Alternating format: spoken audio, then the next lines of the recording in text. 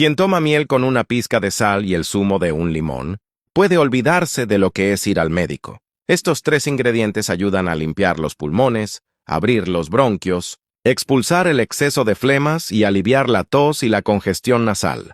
Estos vídeos no llegan a todo el mundo. Solo los recibe quien interactúa, le da a me gusta, comenta y comparte. Toma una cucharada sopera por la mañana y otra por la noche. Guarda esta receta para tenerla siempre a mano.